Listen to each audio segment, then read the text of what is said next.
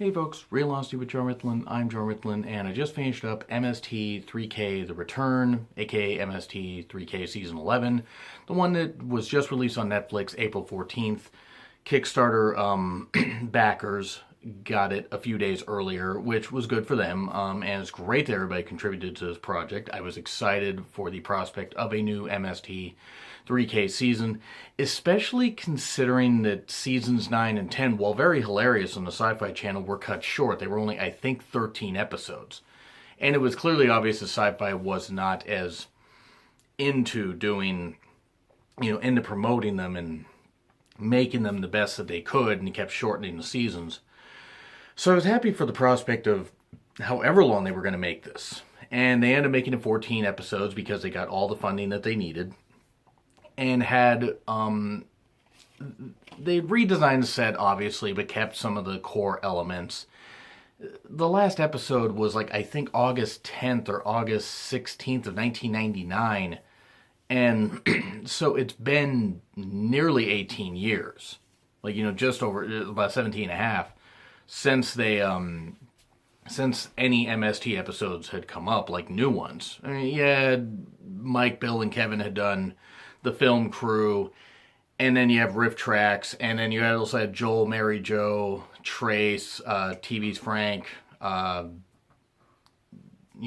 Weinstein, Josh, who was the original voice of Servo. You had them do Cinematic Titanic, so all the riffing and everything, the movie riffing was kept well enough alive, but people were like, hey, wouldn't it be great if they could get MST 3K back? And they did, finally. So, here's basically, I'm gonna name all the episodes here after a bit, and just give my brief opinion on them, because I don't want this to go much longer than about 10, maybe 15 minutes. And honestly, if you guys are diehard MST 3K fans, you've already watched this, so you're just trying to maybe get other fans' opinions. But basically, this is the stuff I thought was good. Just a few elements that I thought were good. I'm not gonna go through every single thing. I thought the riffing was mostly on point. There were times that they slammed a few too many jokes in and didn't let some jokes breathe. It's almost like they were trying too hard.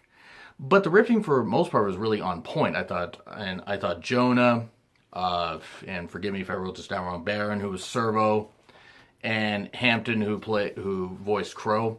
I thought they all had really good chemistry. I thought it was really fine. I didn't mind the voices. I thought Jonah was very good. He was typical everyman. The Servo voice was fine. Crow's voice, it's like Hampton voicing Crow. I almost forgot at times that it wasn't Bill. I mean, obviously it wasn't Trace, but I thought they all had really, really good chemistry. I thought putting all the Kickstarter names at the end credits was really, really nice. It was a really good way to do that. Everybody who donated certainly got to see their money go to good use. And Felicia Day, I thought Felicia Day was fine. I thought she was playing fine. And Gypsy popping in occasionally, drop some props down in the theater, say a quip, and then rise back up. And then later, picking up the props, saying a line, picking up the props and everything near the end of the movie. That was fine. I mean, I can see why some people didn't like it. I didn't mind because it involved Gypsy a little more, since she was always a character that was on, the earlier seasons. And now for the bad stuff. I will admit that even though I love the riffing and I love a lot of the chemistry between the various casts over the years, all the way from KTMA, which was admittedly cheap, but even from season 1 to season 10, I always loved the chemistry. I never cared fully for a lot of the host segments. I liked some of them. Joel's were fine. They were more prop comedy and that kind of stuff, and that worked for him. And then Mike was more the everyman. It worked. But I never cared as much for the host segments as other people did. These ones probably had some of the flatter host segments. I did like how Jonah would always get sucked up into the tube and do the intro and everything and all that. That was kind of a nice running joke. But I don't know, they weren't horribly unfunny. They just weren't that funny to me. And if I watch these again, which I probably will watch these episodes again at some point, I'll probably skip past some of the host segments. Because honestly, they just weren't that good to me. That's my opinion. It's just my opinion, but I'm sticking to it. I thought everybody had good chemistry. And let's see. The story The story arc was a bit much because I don't know. I liked how they brought Pearl, Bobo, and Brain Guy back in, and a few celebrities popped in, which was fine. It was fine for what it was. I don't know. It's just some parts of it I didn't care for. Patton Oswalt is a fairly funny guy. Didn't care for his TV's son of TV's Frank character, even though he was supposed to be a bumbling fool and everything, and kept getting shot down and everything, which was kind of the point. I didn't find it that funny, but he certainly wasn't bad. And even though I said about Gypsy being pretty funny how she dropped down, I didn't care for Servo floating around or Crow occasionally climbing around. Like, I got that they were trying to bring it forward and, maybe do some more stuff with the bots, but I didn't care for that stuff. That was kind of silly. Because to me, that was a bit too much. But I can see why some people liked it. So overall, I didn't really hate anything about the new season. And then you had Reptilicus, which was the opening episode. It was fine. It was monster cheese and everything. And it was like when everybody was doing a damn monster movie. And it was funny. I mean, I enjoyed the riffing. I did think, again, that the riffing, maybe they slammed too many jokes in at some points. And they could have done without that, but still, fine for what it was. Cry Wilderness riffing was on point.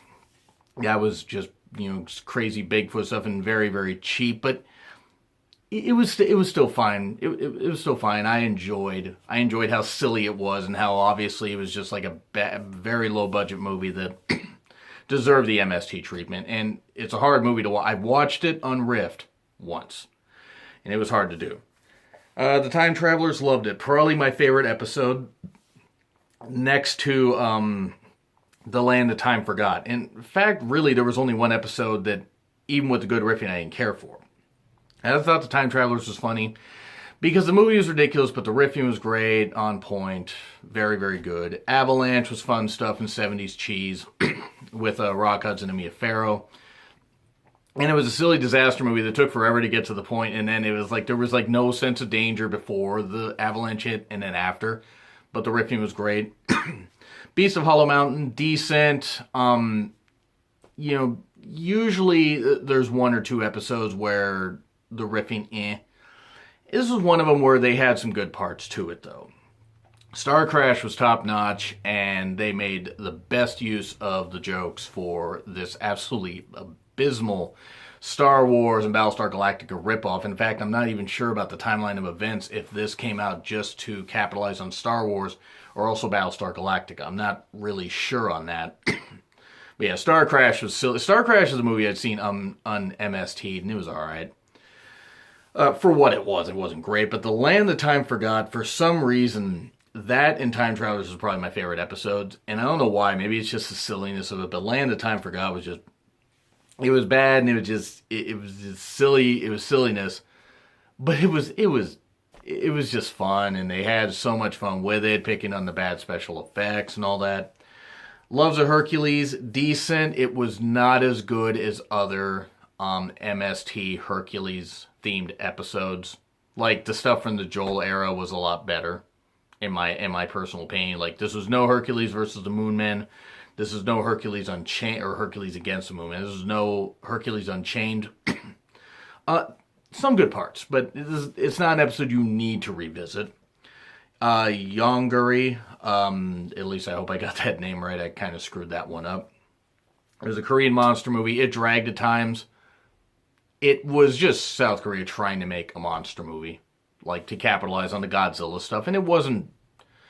It was typical cheese, and they had good points, but I felt this one dragged also. Wizards of the Lost Kingdom and Wizards of the Lost Kingdom 2, despite not really having anything to do with each other besides the title, both were top-notch.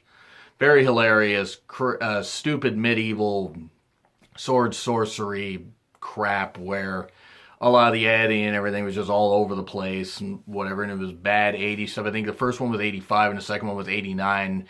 The second one you can especially tell, a lot of movies from like 88 to 92, even 93, if they were made low budget, there's like the 5-year window where you can't tell really what year it was in. You could slot in with anything because the special effects, costumes, and acting were all that bad. But I enjoyed both of those. Carnival Magic is the one where the riffing was good, but this movie was so abysmal, so moronic, that I just couldn't even. I had to watch this in like 2 parts. Even though the crew was great, it was just a terrible, terrible movie where it literally started here and ended here. It never went this direction, it never went that direction. It literally stayed on a straight line. It was just bad. And the Christmas, it almost wasn't. I believe it was Italian, if I remember right. And there's nothing wrong with Italian cinema, but it was Italian dubbed into English. It was good fun. This might be one that I will rewatch around Christmas time, and same as watching Santa Claus Conquers the Martians from MST, and also a few of the Riff Tracks ones. Because, yeah, I mean, it's like it's hard to judge something Christmassy in April, like, you know, fully, because you watch it to like enjoy the cheese of it around the holidays. But yeah, Christmas almost wasn't. It was fun. It did drag a little bit, but that's going to happen with anything. And At the Earth's Core, it was another one that had Doug McClure in it, who was in The Land of Time Forgot, and it was silly stuff. And it also had it had Peter Cushing, I think, is a doctor. I don't remember the exact name, but I think that was him. It was really ridiculous, where like people managed to drill to the Earth's core, find a lost society, rescue them, and then drill down but go back up somehow because physics. But so for the most part, really, besides Carnival Magic, and even when the riffing was good, I don't think I could sit through that again because that movie is just abysmal. I would say they hit a home run on most of the episodes. Not all of them, but most of them, as far as the riffing. Again, the host segments didn't really care for. Didn't mind Felicia Day. At least she's better to look at than some of the cast members that they'd had in years past. But this is my ultimate thing.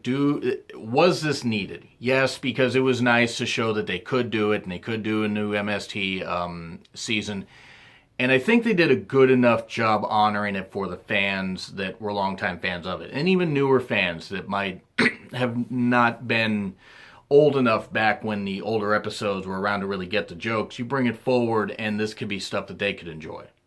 Because I was 18 when they ended the season, when they ended the 10th season. But that being said, do they need to do another season after this? They don't.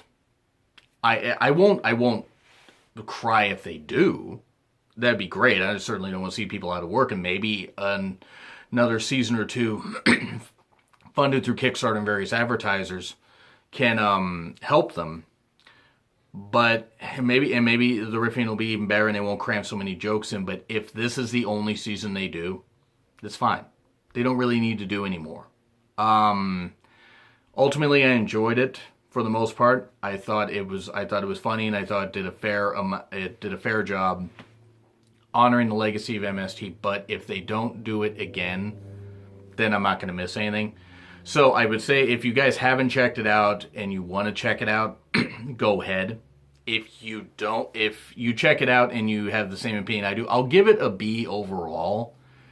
But I'm not going to go any higher than a B, even with the great riffing. It still needed some work, but again, this crew was just together, and they didn't throw it together necessarily, and I also didn't like the commercial bumps. I didn't necessarily care for that, but they had to do commercial bumps and stuff like that in case they got picked up by a network. So yeah, I will say a B. If they do another season, great, but I don't feel they need to. So overall, that's my opinion on it. And no, I didn't throw some of my best riffed lines in there because we all have different opinions. So anyway, you guys agree, disagree with what I said? Like, share, comment, subscribe. Twitter link is in the description. It's been Real Honesty with John Ritlin. I am John Ritlin. I will see you soon.